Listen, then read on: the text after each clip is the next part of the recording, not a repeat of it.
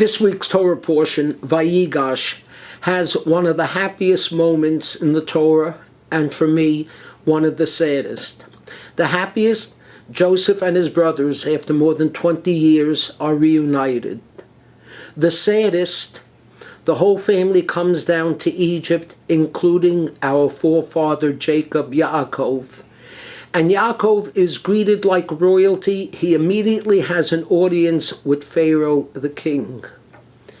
The king asks him a very strange question. He says, "How old are you?" The question is strange. The answer that Yaakov gave is even stranger. He said, "The years of my sojourn on this earth are just 130, which is much less than the lifespan of my father or my grandfather. Mi'at v'reim, few and bitter, few and bad, have been the years of my life." What kind of an answer is that? That I'm 130 and I haven't lived as long as my father and grandfather? Maybe he will. Is his life over? As it turns out, he lived another 20 years. And what about how sad his life has been? Ma'at v'reim, few and bitter. Now, it's true, he didn't have an easy life. He started off in life with a brother who wanted to get rid of him. He had a father-in-law who deceived him. He married the wrong woman. He fought with an angel. He saw his children fight. But there was some real good times. He had a mother that absolutely adored him.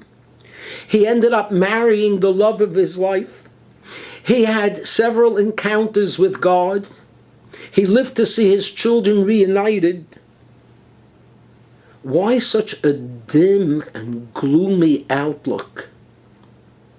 Well, there are several answers. Perhaps he's making the same mistake that many of us make, focusing on the past of our lives and forgetting that there still might be much good ahead. Or perhaps he was making the mistake that we all make of focusing on the hardships we experienced in life and forgetting the source from which they come. Or perhaps, as we get older, we have more and more pains. And when we're in pain, it's hard to see the good.